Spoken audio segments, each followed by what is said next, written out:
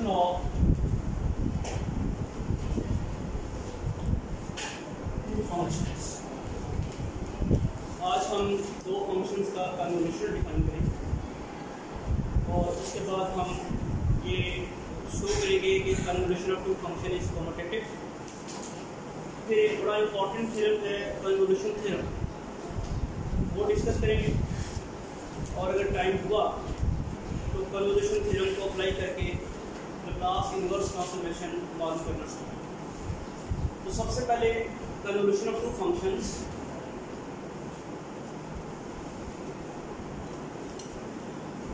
is denoted by f steric g and is defined as f of t steric g of t is equal to 0 to t f of capital T g of t minus capital T dt। Now keep in mind here we have two variables, small t which is the variable of the limit and capital T with respect to which we have to integrate। Now look at these two functions. When we integrate this product of the function and after integrating when we apply the limits, upper limit and lower limit, the result will be the function of small T. Capital T तो खत्म हो जाएगा जब आप इसकी integration कर लेंगे, तो कैपिटल टी की जगह तो आप अगर कर ली ये तो हमें एफ ऑफ टी और जी ऑफ टी का पता होगा तभी इंटीग्रेशन कर सकेंगे। अगर हमने इंटीग्रेशन कर ली तो कैपिटल टी जो है उसकी जगह आप अपर लिमिट पुट करेंगे स्मॉल टी और माइनस लोअर लिमिट पुट करेंगे जीरो पे तो वैल्यू आ जाएगी जो भी होगी। तो फंक्शन किसका रहेगा? Small T. इनिशियली जिन फंक्शंस का हम कन्वोल्यूशन डिफाइन कर रहे हैं वो भी स्मॉल टी के फंक्शन, एफ और जी, ये दो फंक्शंस हैं जिनका कन्वोल्यूशन जो है एफ स्टेरिक जी है। इनिशियली फंक्शंस भी स्मॉल टी के फंक्शंस हैं और उनका कन्वोल्यूशन जो है वो भी स्मॉल टी का फंक्शन आएगा। आपके सामने इंटीग्रल मौजूद और आप इसको सिंपली ऐसे भी लिख सकते हैं एफ स्टेरिक जी। इसलिए अगर आपको कन्वोल्यूशन ऑफ टू फंक्शंस की डेफिनेशन पता चल गई है तो हम अब साबित करते हैं कि कन्वोल्यूशन जो है वो कम्यूटेटिव है।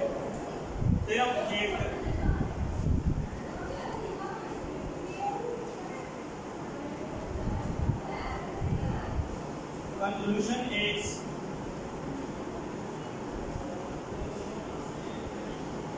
कम्यूटेटिव। तो f steric g ले आप according to the definition 0 to t f of capital T g of t minus capital T dt। Now if we change the variable, put u is equal to t minus capital T, then du will be equal to minus dt and dt will be equal to minus dt। ये आपके पास differential आ गया। इसके बाद जो भी आपने u is equal to t minus t put किया है, इस वक्त जो आप इंटीग्रेशन कर रहे थे कैपिटल टी की रिस्पेक्ट कर रहे हैं और कैपिटल टी की लिमिट्स 0 और t। हम कैपिटल टी की जगह 0 पुट करें तो u क्या बनता है? ये आपके पास u है t माइनस कैपिटल टी। जब आप कैपिटल टी की जगह 0 पुट करेंगे तो u आपके पास क्या बन जाएगा? Small t. इसका मतलब ये हुआ कि u is equal to 0 when capital T is equal to u is equal to small t when capital T is equal to. Is it clear? इसी में अगर हम कैपिटल T की जगह t स्मॉल t पुट करें, पहले मैंने integral की लोअर लिमिट पुट की है 0, अब मैं इंटीग्रल की अपर लिमिट पुट करता हूँ स्मॉल t। इसी में अगर मैं पुट करूँ कैपिटल T की जगह small t, then u becomes 0। It means u is equal to 0 when capital T is equal to small t। Hopefully आपको ये सिचुएशन समझ आ गई होगी, इसकी इफेक्ट फ्रॉम द लिमिट्स भी समझ आ गया होगा। अब हम देखते हैं कि एफ ऑफ कैपिटल डी की जगह क्या आएगा। कैपिटल डी की वैल्यू यहाँ से अगर निकालें तो स्मॉल डी माइनस यू बनती है, तो वो बनेगी स्मॉल डी माइनस यू, और जी ऑफ क्या बन जाएगा u, t minus t, t minus t equal to u, g of u, और डी टी जो है that is minus d u. At effect of the limits, जब आपके पास कैपिटल टी जीरो था तो यू आपके पास क्या है स्मॉल टी, और उसके बाद जब आपके पास कैपिटल टी जो था स्मॉल टी था तो यू आपके पास क्या है जीरो। क्लियर होगी बात?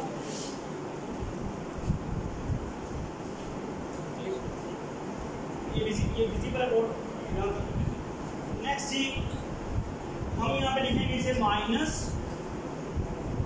Small t to zero f of T minus u g of u D.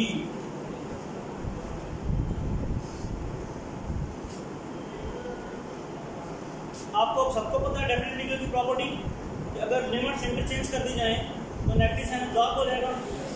This will become 0 to T F of T minus u g of u d. यहाँ तक तो सारे स्टेप्स क्लियर हैं। अब ये दो फंक्शंस की प्रोडक्ट की इंटीग्रेशन आप कर रहे हैं। अगर आप प्रोडक्ट को रिवर्स कर दें, इंटीग्रेशन करें तो क्या फ़र्क पड़ेगा? कोई फ़र्क नहीं पड़ेगा। इसको पहले लिख लें या इसको बाद में लिख के इंटीग्रेशन कर दें, क्या फ़र्क पड़ेगा? इंटीग्रेशन में पार्ट्स हो रही हैं या जो कुछ भी होना है तो उसको फ़र्क नहीं पड़ेगा। तो therefore we can write it as 0 to T G of u f of T minus u d. अब आप देखें कि अगर मैं इसको 0 to T G of capital t लिख दूँ, f of T minus capital t लिख दूँ, डी डी लिख दूँ, तो कोई फर्क है? रीज़न क्या है? ये मैंने डेफिनेट इंटीग्रल की प्रॉपर्टी यूज़ की। अब मैंने सब्स्टिट्यूशन से नहीं किया, पहले मैंने कैपिटल टी को रिप्लेस किया था यू से विद द सब्स्टिट्यूशन। ये देखिए यहाँ पे कैपिटल टी था, कैपिटल टी को मैंने यू से रिप्लेस किया था विद दिस सब्स्टिट्यूशन, और उसका इफेक्ट जो था वो लिमिट्स में रिफ्लेक्ट हुआ। समझ आई? जब मैंने एक वेरिएबल किसी दूसरे वेरिएबल की सब्स्टिट्यूशन से किया तो वहाँ पे उसका इफेक्ट है वो रिफ्लेक्ट होता है लिमिट्स में। जो मैं अब कर रहा हूँ ये मैं डेफिनेट इंटीग्रल की प्रॉपर्टी यूज़ कर रहा हूँ। मैं सब्स्टिट्यूशन से बैकवर्ड नहीं कर रहा। अब मैं यू को कैपिटल टी से जो रिप्लेस कर रहा हूँ तो सब्स्टिट्यूशन से नहीं कर रहा। आप देख रहे हैं कि मैंने यहाँ पे उसकी लिमिट चेंज नहीं की। ये कौन सी प्रॉपर्टी डेफिनेट इंटीग्रल की? ये प्रॉपर्टी है कि अगर आप किसी भी वेरिएबल के रिस्पेक्ट इंटीग्रेशन कर रहे हो तो डेफिनेट इंटीग्रल में आंसर चेंज नहीं होगा। मिसाल के तौर पे मुझे आप ये बताएं कि अगर मैं 0 to 1 x dx करूँ या 0 to 1 t dt करूँ, क्या आंसर डिफरेंट आएगा? वेरिएबल तो चेंज कर दिया मैंने। उसकी रीज़न क्या है? इसका आएगा x²/2, अपर लिमिट पुट करेंगे माना 1/2 आ जाएगा, लोअर लिमिट 0 हो जाएगा। इसका भाई यही आना है t²/2 और अपर लिमिट पुट करके 1/2। डेफिनेट इंटीग्रल में वेरिएबल तो ऑब्जर्व हो जाता है, खत्म हो जाता है, उसकी जगह आप लिमिट्स आ जाती हैं, तो दैट मेक्स नो डिफरेंस।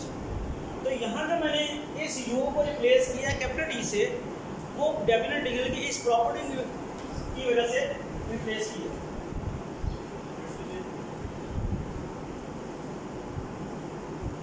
लिहाजा आप बड़े गौर से, मैंने ये अभी इसको इसीलिए साफ नहीं किया था, आप देख रहे हैं कि एफ स्क्वायरिंग जी बराबर था किसके? 0 to T F of T ji of T minus T D T. अब क्या हो गया? G of 0 to T G of T reverse हो गया, तो ये किसके बराबर आ गया? G squaring F. This completes the proof. This shows that convolution of two function is commutative.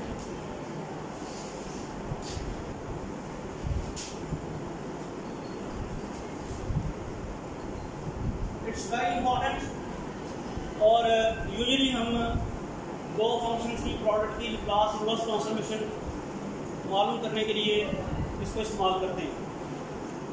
अभी तक हमने लाप्लास इनवर्स मालूम करने के मेथड जो पढ़े हैं उनमें सबसे पहला क्या था, पार्शियल फ्रैक्शंस, दूसरा फिर मैलिस इन्वर्जन इंटीग्रल, और फिर तीसरा जो हमने कुछ डिफरेंट फार्मूले हमारे पास मौजूद हैं उनको अप्लाई करके, जिसमें डेफिनेट का भी डिफरेंशिएशन का भी फार्मूला था।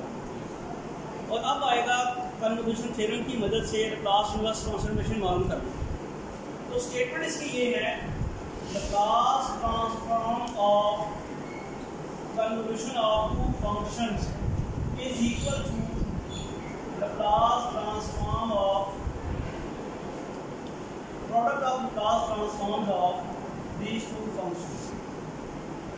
ये समझना इंतहाई जरूरी है। बच्चे वहाँ पे गलती करते हैं कि दो फंक्शंस की प्रोडक्ट की लाप्लास ट्रांसफॉर्म भी इस तरह लिख लेते हैं, ये इंतहाई गलत है। दो फंक्शंस के कन्वोल्यूशन की लाप्लास ट्रांसफॉर्मेशन किसके बराबर है? उन दोनों फंक्शंस की लाप्लास ट्रांसफॉर्म्स की प्रोडक्ट के बराबर।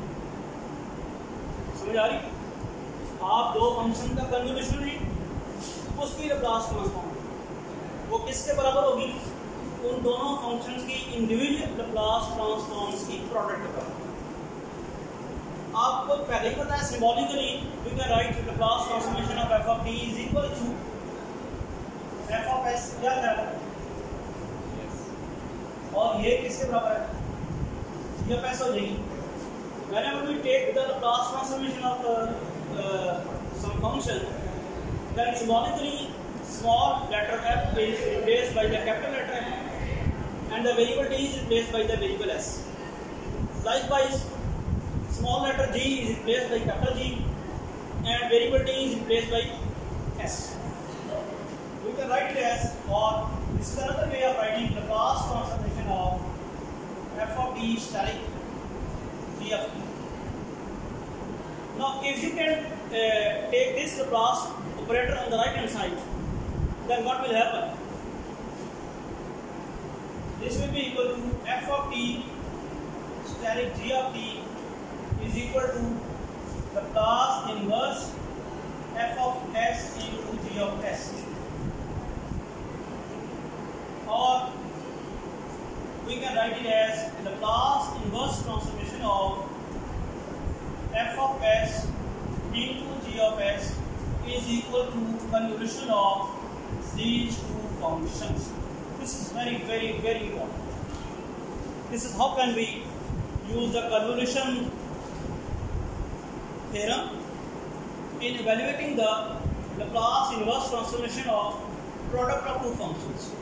Look at here, this is the product of two functions, f of s and g of s, and we are going to take its Laplace inverse transformation. What we have to do, we just have to know, we just keep to know that function whose Laplace transformation is f of s, वो है, और दूसरा function g of s, ये किसकी Laplace transformation है? वो है g। तो इनकी क्या करनी है? कन्वोल्यूशन क्या करना होगा? अगर दो फंक्शंस की लाप्लास इनवर्स प्रोडक्ट की लाप्लास इनवर्स ट्रांसफॉर्मेशन मालूम करनी है तो क्या करना होगा? उन दोनों फंक्शंस, वो दोनों फंक्शंस किनकी लाप्लास ट्रांसफॉर्मेशन हैं उनका कन्वोल्यूशन लेना होगा। दोनों फंक्शंस किनकी लाप्लास ट्रांसफॉर्मेशन है उनका कन्वोल्यूशन। Is it clear? अब दो काम कर सकते हैं, टाइम कितना बचा है? हम थ्योरम में तो हमें थोड़ा टाइम लग जाएगा कन्वोल्यूशन थ्योरम प्रूव करने में, लेकिन एक काम हम कर सकते हैं कि इसको अप्लाई कर, क्या थ्योरम प्रूव करने का टाइम है? नहीं, हम अप्लाई कर सकते हैं। हम कोई क्वेश्चन करते हैं और देखते हैं कि किस तरह से हमने इसको अप्लाई करना। जरा मुझे देखिए,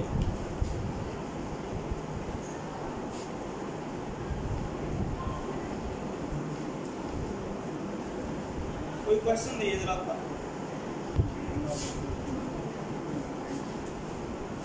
The exercise I think 1.3 है, 1.4 exercise exercise 1.4 and question number 20. Laplace inverse transformation of 4 over s square into s minus 2. यही है 4 over s square into s minus 2. अब मेरा सवाल आपसे है कि कौन से मेथड्स हैं इस क्वेश्चन को सॉल्व करने के। सबसे जो पहला मेथड था वो क्या था, पार्शियल फ्रैक्शन बनाएं। क्या बनेगा, a over s plus b over s square plus c over s minus 2। Partial fraction बना के फिर लैप्लास इनवर्स ट्रांसफॉर्मेशन। दूसरा मेलन इन्वर्जन था। मेलन इन्वर्जन में क्या करना है, ये f ऑफ s है, इसको पोल्स मालूम करना है। पोल मालूम करने के लिए क्या करते हैं, डिनोमिनेटर को 0 करते हैं। s स्क्वायर को 0 करेंगे तो s इज इक्वल टू 0 आएगा, क्योंकि इसकी पावर 2 है, पोल ऑफ ऑर्डर 2 हो जाएगा। s माइनस 2 को 0 करेंगे तो s इज इक्वल टू 2 आएगा, सिंपल पोल ऑफ ऑर्डर 1। कोई पोल निकले, ये s is equal to 0 pole of order 2 और s is equal to 2 pole simple pole of order 1। इन दोनों पोल्स को क्या करना है, रेसिड्यूज मालूम करना है। रेसिड्यूज किसके मालूम करने हैं, f ऑफ s के नहीं, e रेज़ पर s t f of s। पोल का मालूम, ये f ऑफ s है, पोल आप सिर्फ f ऑफ s के मालूम करते हैं। रेसिड्यूज आप मालूम करते हैं e रेज़ पर s t f of s। फिर जब आप रेसिड्यूज मालूम कर लेते हैं फिर सिर्फ उनको ऐड करना हो। तो मेलन इन्वर्जन और कॉशी रेसिड्यू थ्योरम, ये बेसिकली दोनों मिलकर ये कैलकुलेट करते हैं। मेलन इन्वर्जन इंटीग्रल जो था उसमें तो सिर्फ आपको ये बताया था कि इस तरह से लैप्लास इनवर्स ट्रांसफॉर्मेशन मालूम की जाती है। वो जो लैप्लास इनवर्स ट्रांसफॉर्मेशन मालूम करने के लिए आपके सामने इंटीग्रल रखता है, उसको कॉशी रेसिड्यू थ्योरम की मदद से हम सॉल्व करते हैं। तो हमारा वो कॉशी रेसिड्यू थ्योरम क्या कहता था, 2 pi iota into sum of residues. तो ये मिला के हम इसको करते हैं। मेलन में 2 पाई आइटा डिवाइड हुआ होता है, इसी वहाँ में लगाने के लिए। लेकिन इस वक्त हम चाह रहे हैं लैप्लास इनवर्स ट्रांसफॉर्मेशन मालूम करें कन्वोल्यूशन थ्योरम की मदद से। कन्वोल्यूशन थ्योरम आपके सामने मौजूद है। इसके लिए इंतहाई ज़रूरी क्या है कि एक f ऑफ s और एक g ऑफ s। अब ये मैं इसको एक्सटेंड करता हूँ, ये तो हो गया कन्वोल्यूशन थ्योरम, ये आ गया फंक्शन का कन्वोल्यूशन, यानी ये सारा तो कन्वोल्यूशन थ्योरम। और कन्वोल्यूशन थ्योरम क्या कहता है, दो फंक्शंस की प्रोडक्ट की Laplace inverse transformation is equal to convolution of two function. Convolution of two functions की डेफिनेशन क्या थी, 0 to t f of capital T g of t minus capital T। अब आप देखें, इसमें से एक को आपने f ऑफ s रखना है, एक को आपने g ऑफ s रखना है। समझ आ रही बात है, एक को f ऑफ s और एक को g ऑफ s। और ये ज़हन में रखे f ऑफ s की फिर आपको f ऑफ t भी मालूम करनी पड़ेगी, फिर g ऑफ t भी मालूम करनी पड़ेगी। तो मुझे ये लग रहा है, अभी मैं बताता हूँ क्यों मुझे क्या लग रहा है कि इसको मैं f ऑफ s रख दूँ तो बेहतर रहेगा। अभी देखते हैं क्यों मैं कह रहा हूँ। मैं इसको क्या ऐसे लिख सकता हूँ, लैप्लास इनवर्स 4 और s माइनस 2। बल्कि 4 को तो आप निकाल ही लेना भाई, 1 over s minus 2 into 1 over s square। ये बात समझ आई। मैंने सिर्फ इसका ऑर्डर रिवर्स किया, क्यों किया भी पता चला। मुझे अब ये बताएं, ये मेरा क्या होगा, इसको मैं रख रहा हूँ f ऑफ s और इसको मैं रख रहा हूँ। वैसे अगर आप ना भी करें तब भी मसला कोई, अगर आप ऑर्डर रिवर्स भी ना करें तब भी कोई मसला नहीं। फिर देख लें, कन्वोल्यूशन थ्योरम अप्लाई करना है। कन्वोल्यूशन थ्योरम अप्लाई करने के लिए Laplace inverse f of s और g ऑफ s दो होनी चाहिए, इसको निकाल कर रहे हैं। f ऑफ s आ गया s minus 1 over s minus 2, ये आ गया 1 over s स्क्वायर। अब आपसे सवाल है मेरा, कन्वोल्यूशन थ्योरम में f ऑफ s से जाना होता है f की तरफ, यानी f ऑफ s जो है किस फंक्शन की लैप्लास ट्रांसफॉर्म है। f ऑफ s इस वक्त 1 और s माइनस 2, ये किस फंक्शन की लैप्लास ट्रांसफॉर्म है, ये बताएंगे। e raised to power 2t।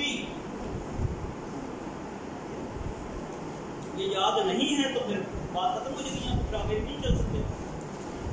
1 और s माइनस 2 किसकी लैप्लास ट्रांसफॉर्मेशन है? e raised to power 2t। और ये किसकी है जी बताएं जरा। t की लैप्लास ट्रांसफॉर्मेशन क्या होती है? 1 और s। ठीक है। अच्छा मैंने अपनी तरफ से सिंप्लीफाई किया था, वो कॉम्प्लिकेटेड करना अब तक तो जो किया, लेकिन मैं दोबारा करना सिंप्लीफाई था, लेकिन वो कर कॉम्प्लिकेटेड। कोई बात, इंटीग्रेशन में भी हो जाए। अब आप ये बराबर अब किसके आएगा? ये बात समझ आ गई है। मुझे एफ ऑफ एस और जी ऑफ एस से जाना था किसकी तरफ?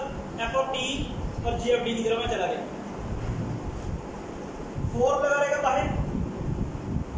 और ये तो मेरे स्टेप्स हैं, ये तो रबर के स्टेप्स हैं जो मैंने यहाँ शो किए हैं। इक्वालिटी नहीं आई, इक्वालिटी नहीं आई। 4 अपनी जगह रहा। ये इसके ऊपर कन्फर्मेशन थ्योरम लगेगा। Laplace inverse f of s into g of s किसके बराबर है? Confirmation of x ten t. ये समझ आई? ये इसके बराबर है ना। बीच में तो वर्किंग की है एफ और जी तक पहुंचने के लिए। ये वाली हमारी वर्किंग है जो हम एफ और जी तक पहुंचे हैं, लेकिन करना तो ये है। अब एफ स्टेरिंग जी किसके बराबर है? 0 to T F of capital t ji of T minus. ठीक है। अब एफ ऑफ टी किसके बराबर है? जी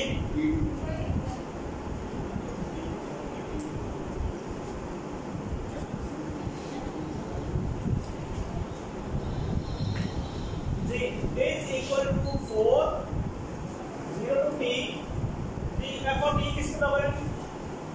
e raised to 2t। अगर मैंने इसको रिवर्स ना किया होता, अब यहां पे देखिए जरा, ये g of t minus t है, g of t minus t, g of t क्या है? ये समझ आई? अगर मैंने रिवर्स ना किया होता तो मेरा जी भी ये होता और मुझे यहाँ क्या लिखना पड़ता? e raised to 2t minus u। यहाँ किया ना मैंने t माइनस टी। ये बात फॉलो करें। f ऑफ t मैंने लिखना है। f ऑफ t मेरे पास क्या है? e raised to 2t। तो वो मैंने लिख दिया e raised to 2 capital T। और उधर जो है आपका g ऑफ t क्या है? Small t। उसको मैंने क्या करना है? t minus t. Ji of t जो कि स्मॉल डी है, तो t माइनस टी आपके पास क्या आ जाएगा? Small D minus capital T. इस वक्त वेरिएबल जो है वो कैपिटल टी है। अब आप इसको इंटीग्रेशन में पार्ट्स करेंगे। इंटीग्रेशन में पार्ट्स करने के लिए आप इसको सेकंड फंक्शन और इसको फर्स्ट फंक्शन रखेंगे। तो क्या किया? 4 सेकंड फंक्शन की इंटीग्रेशन करते हैं e raised to 2t over 2 और first function as it is रखते हैं और इसको लिमिट्स बनाएंगे 0 टू t। फिर minus integration 0 to t second function की integration e raised to 2t over 2 और फर्स्ट फंक्शन का डेरिवेटिव। ये बात फॉलो कर ली। Small d minus capital D का डेरिवेटिव आएगा -1 because we are differentiating it only with respect to capital T. Capital T is the variable when we are integrating. What will happen here? 4 ये 2 में काट ही दूं, इसको 2 रहने देता हूं। और आपके पास आ गया, जब आप अपर लिमिट पुट करेंगे e raised to 2 small t बन जाएगा ना, e raised to small d into t minus t। फिर minus e raised to 0 into t minus 0। ये बात समझ आ गई सबको? ये माइनस और ये माइनस क्या बन जाएगा? Plus 0 to t e raised to 2t dt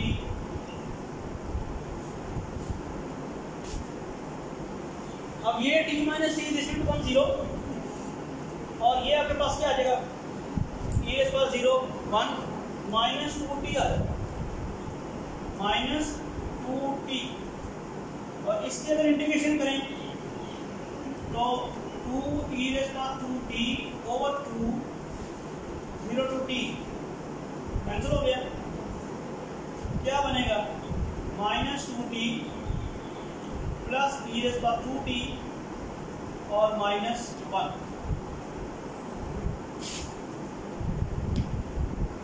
ठीक है स्टेप सारे।